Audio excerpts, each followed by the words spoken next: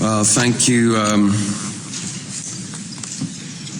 Mr. President, First Lady, King Abdullah of Jordan, Norm, distinguished guests. Please join me in praying that I don't say something we all regret. That was for the FCC. If you're wondering what I'm doing here at a prayer breakfast, well, so am I.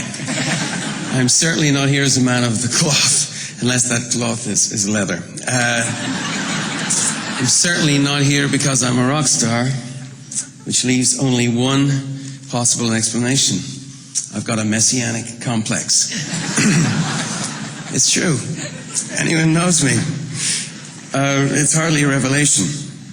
Well, I'm the first to admit that there's something unnatural, something even unseemly about rock stars mounting the pulpit and preaching at presidents, then disappearing to their villas in the south of France. Talk about fish out of water. It was weird enough to have Jesse Helms come to a rock show, but this is really weird. Now, one of the things I love about this country is the separation of church and state, and although I have to say, in inviting me here, both church and state have been separated from something else completely, their mind. Mr. President, are you sure about this? It's very humbling, and I will try to keep my homily brief, but be warned, I am Irish. I'd like to talk about the laws of man here in this city, where those laws are written. And I'd like to talk about higher laws. It would be great to assume that one serves the other, that the laws of man serve these higher laws, but of course they don't always. And I presume that, in a way, is why you're all here. I presume the reason for this gathering is that all of us are here, Muslims, Jews, Christians, are all searching our souls for how to better serve our family, our community, our nation, our God. And some of us are not very good examples, despite what Norm says. I am certainly searching, and that, I suppose, is what led me here. Yes, it is odd, having the rock star at the breakfast, but maybe it's odder for me than for you, because you see, I have avoided religious people most of my life. Maybe it's something to do with having a father who was a Protestant and a mother who was a Catholic in a country where the line between the two was quite literally often a battle line, where the line between church and state was, at the very least, a little blurry and hard to see. I remember how my mother would bring us to chapel on Sundays, and my father used to wait outside. One of the things that I picked up from my father and my mother was the sense that religion often gets in the way of God. For me, at least, it got in the way, seeing what religious people in the name of God did to my native land. And even in this country, seeing God's second-hand car salesmen on their TV cable channels offering indulgences for cash. In fact, all over the world, seeing the self-righteous roll down like a mighty stream from certain corners of the religious establishment. I must confess, I changed the channel. I wanted my MTV. So, even though I was a believer, and perhaps because I was a believer, I was cynical. Not about God, but about God's politics. There you are, Jim. In 1997, a couple of eccentric septuagenarian Christians, British as it happens, went and ruined my shtick, my reproachfulness. They did it by describing the millennium, the year 2000, as a jubilee year. Described this year as an opportunity to cancel the chronic debts of the world's poorest people. They had the audacity to renew the Lord's call and were joined by Pope John Paul II, who, from an Irish half-Catholic's point of view, may have had a little more of a direct line to the Almighty. But they got together to declare the year of Jubilee. So Jubilee. Why Jubilee? What was this year of Jubilee, this year of our Lord's favor? I'd always read the scriptures, actually, even the obscure stuff. And there it was in Leviticus 25:35. If your brother becomes poor, the scriptures say, and cannot maintain himself, you shall maintain him. You shall not lend him your money at interest, nor give him your food for profit. This is such an important idea, Jubilee, that this is how Jesus begins his ministry. Jesus is a young man. He's met with the rabbis. He's impressed everybody. People are talking. The elders say he's a clever guy, this Jesus, but he hasn't done much public speaking. When he does, his first words are from Isaiah. The Spirit of the Lord is upon me, he says, because he has anointed me to preach the good news to the poor. And Jesus proclaims the year of the Lord's favor, the year of Jubilee. I think that's Luke 4. What he was really talking about was an era of grace. And we're still in it. So fast forward 2,000 years, that same thought, grace, is now incarnate in a movement of all kinds of people. It wasn't a bless me club, it wasn't a holy huddle. These religious guys were willing to get out on the streets, get their boots dirty, wave the placards, follow their convictions with actions, making it really hard for people like me to keep our distance, ruining my shtick. I almost started to like these church people. But then, my cynicism got another helping hand. It was Colin Powell, a 5-star general, called the greatest WMD of them all, a tiny little virus called AIDS. And the religious community in large part missed it, and the ones that didn't miss it could only see it as divine retribution for bad behavior.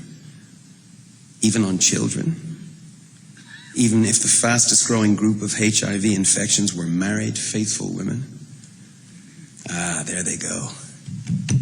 Judgmentalism is back, I thought to myself. But in truth, I was wrong again. The church was slow, but the church got busy on this, the leprosy of our age. Love was on the move. Mercy was on the move.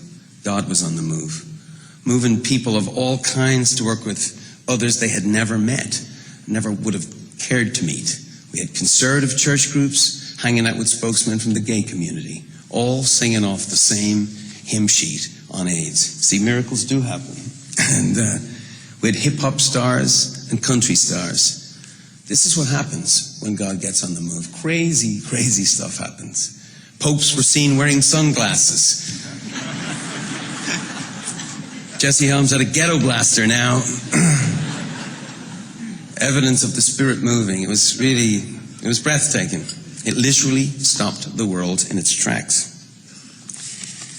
When churches started demonstrating on debt, governments listened and acted. When churches started organizing, petitioning, and even that most unholy of acts today, God forbid, lobbying on AIDS and global health, governments listened and acted.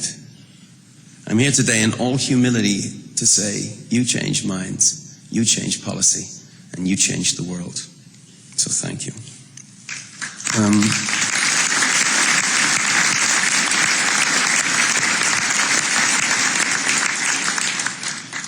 Check Judaism, check Islam, check pretty much anyone. I mean, God may well be with us in our mansions on the hill. I hope so. He may well be with us in all manner of controversial stuff. Maybe, maybe not. But the one thing we can all agree, all faiths, all ideologies, is that God is with the vulnerable and the poor. God is in the slums, in the cardboard boxes where the poor play house. God is in the silence of a mother who has infected her child with a virus that will end both their lives. God is in the cries heard under the rubble of war. God is in the debris of wasted opportunity and lives. And God is with us if we are with them.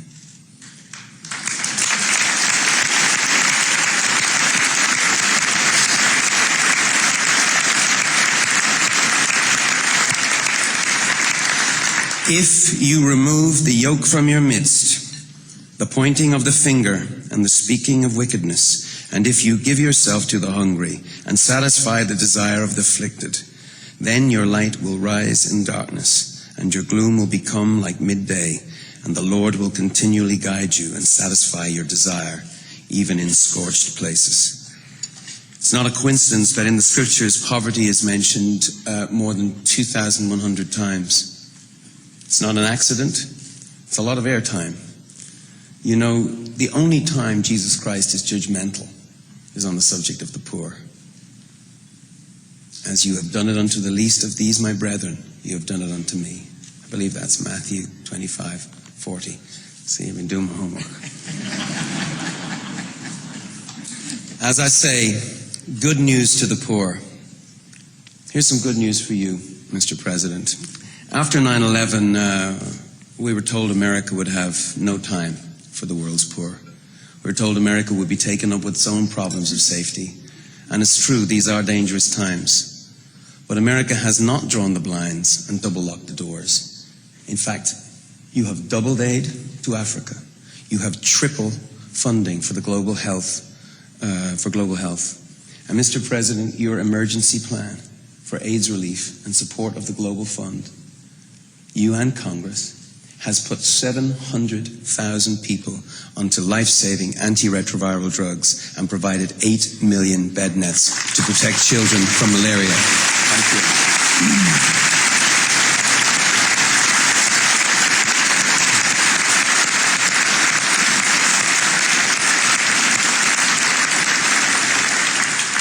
Outstanding human achievements. Counterintuitive, I think you'll admit, but historic.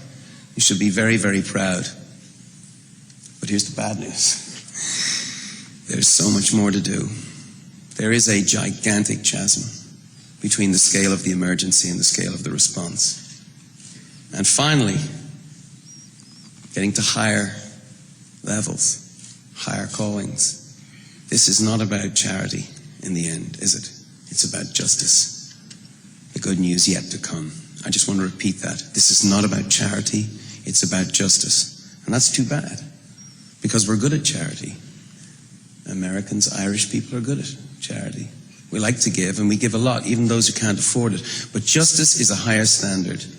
Africa makes a fool of our idea of justice. It makes a farce of our idea of equality. It mocks our pieties, it doubts our concern, and it questions our commitment. 6,500 Africans are still dying every day of a preventable, treatable disease for lack of drugs we can buy in any drugstore.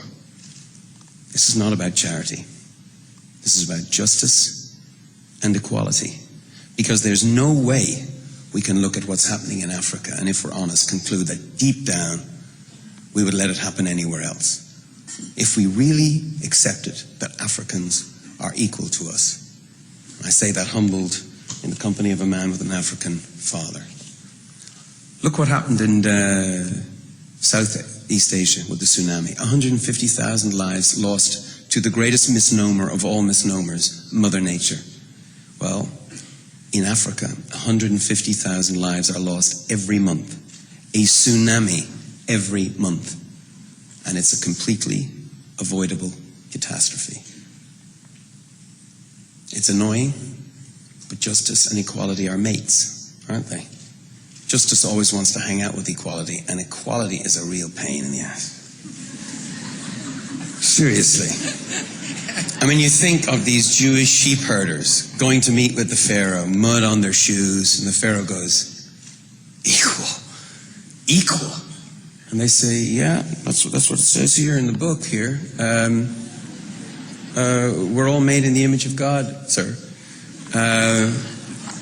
Eventually the Pharaoh says, look, I can accept that. I mean, I can accept the Jews, but not the blacks. I mean, not the women, not the gays, not the Irish. No way.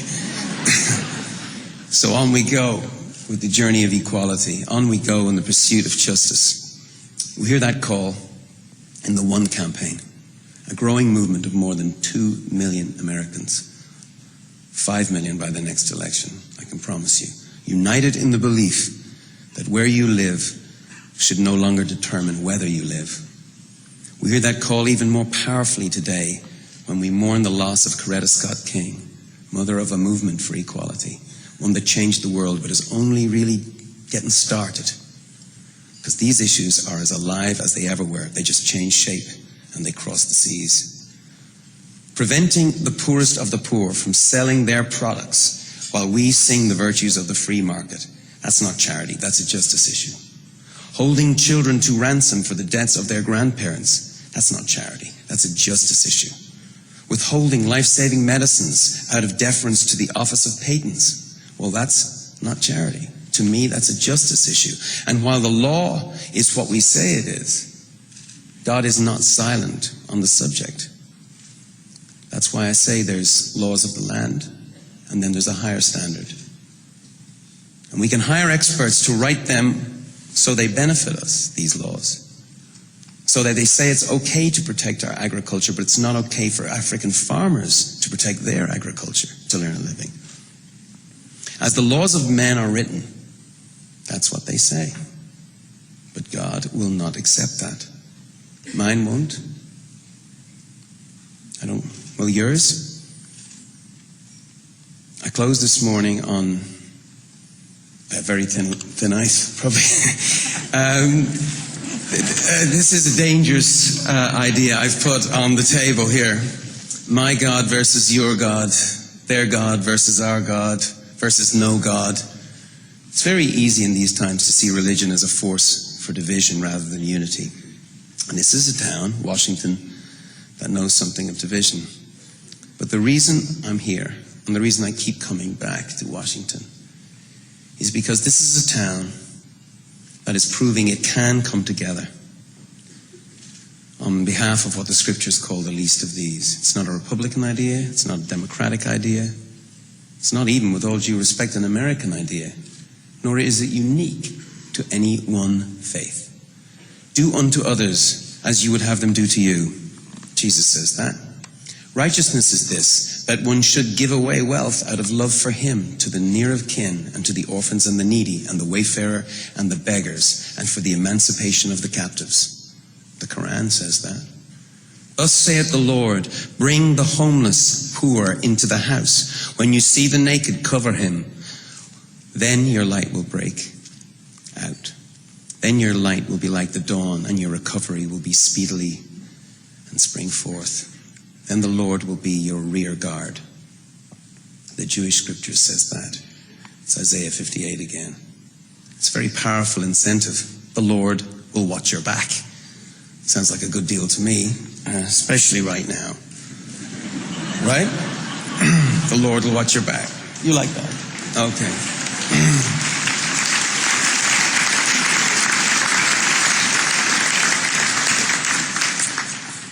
All right. A number of years ago, I met a wise man who changed my life in countless ways, big and small.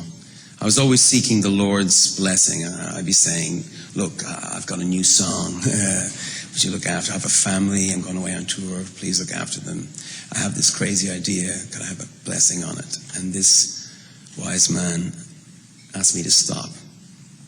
He said, stop asking God to bless what you're doing. Get involved in what God is doing, because it's already blessed.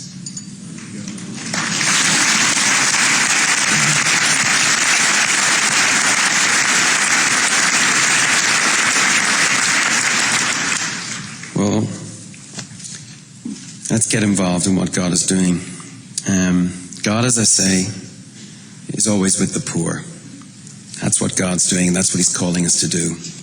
I was amazed when I first got to this country, and I learned how much some churchgoers tithe, up to 10% of the family budget. I mean, I don't know, how does that compare with the federal budget, the budget for the entire American family? How much of that goes to the poorest people in the world? Well, it's less than 1% of the federal budget. Mr. President, Congress, people of faith, people of America, I want to suggest to you today that you see the flow of effective foreign assistance as tithing, which, to be truly meaningful, will mean an additional 1% of the federal budget tithed to the poor. Now, what is that 1% that we're asking for on the One campaign? It's not merely a number on a balance sheet or pulled out of the air. 1% is the girl in Africa who gets to go to school thanks to you.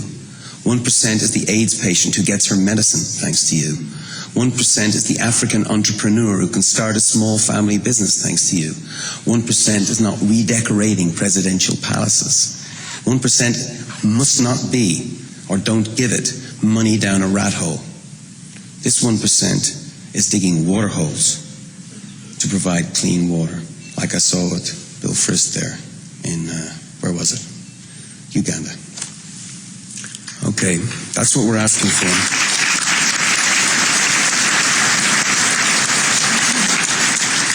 1% is a new partnership with Africa. Not paternalism towards Africa, a new partnership with Africa, where increased assistance flows toward improved governance and initiatives with proven track records and away from the boondoggles and white elephants that we've seen before. America gives less than 1% now.